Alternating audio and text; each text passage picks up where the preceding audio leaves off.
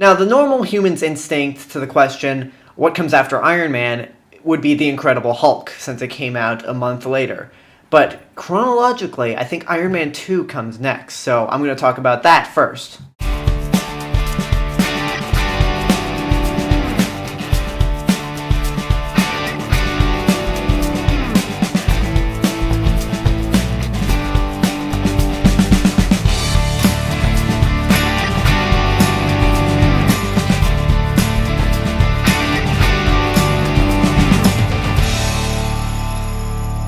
So we all remember the last line of dialogue that Tony Stark uttered in Iron Man, right? I am Iron Man. So he basically reveals to the world that he is the superhero Iron Man. So taking place 6 months after that movie, Iron Man 2 has Tony Stark well established as Iron Man.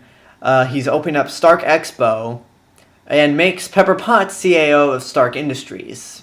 However, in all this, he's facing problems. 1, the government's approaching him because they want to take away his suits. 2, the arc reactor in his chest is slowly poisoning him. And 3, there's a new villain in town, Ivan Vanko, who wants to take revenge on Tony Stark and the Stark family due to an incident with both their fathers, Anton Vanko and Howard Stark. So Tony Stark basically has to end up dealing with the latter problems of him trying to cure himself of the arc reactor poisoning and dealing with Ivan Vanko, aka Whiplash.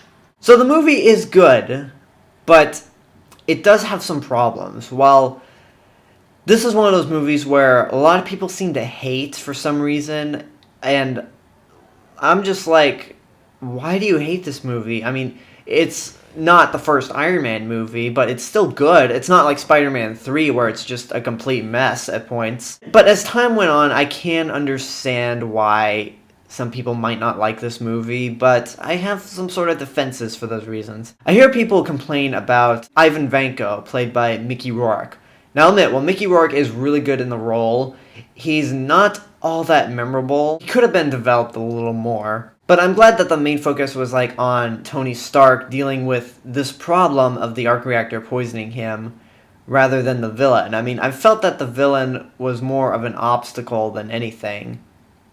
Though wanting to get revenge on the Stark family is a big thing, so admittedly that could have been handled better, but I'm not disappointed at all. Another problem people seem to have is that they cram a bunch of references to the Avengers in.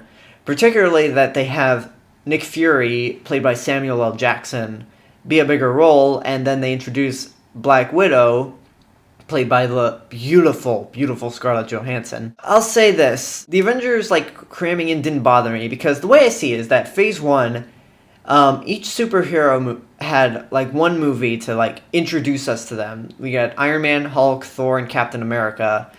Iron Man 2 seemed to be made to sort of build up the universe. Black Widow could have been a little more useful at points, with the exception of the end of the movie.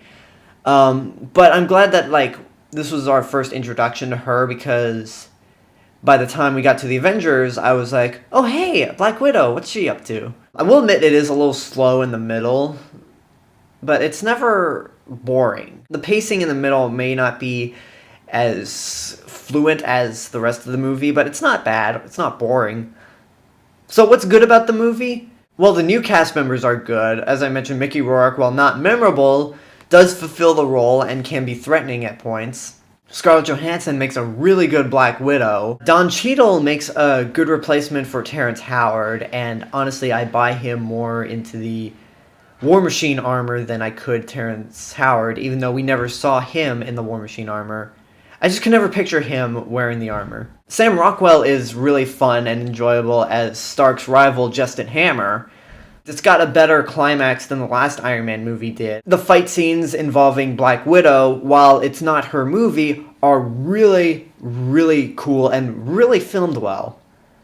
I could really tell what's going on, and just the choreography is fascinating to watch. Little fun fact, the location for Stark Expo is actually my little brother's school, which is that public arts school in downtown Los Angeles. And this movie came out the year that school opened.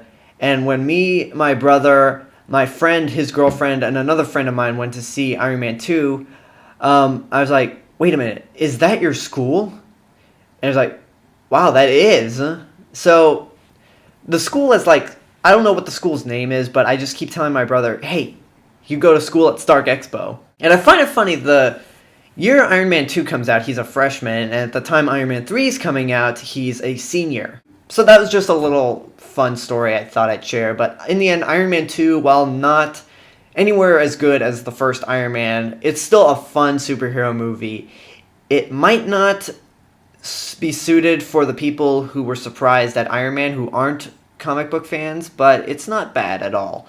It's good, but it definitely could have been great. So that's my review for Iron Man 2. And this has been the Cinemas with Mr. Robinson. Leave a comment, subscribe, check out my other channel, all that good stuff, and I will see you guys later. Bye.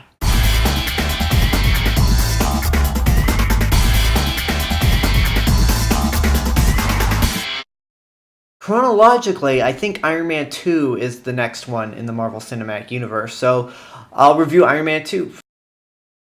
There was a lag. There was a lag in my intro.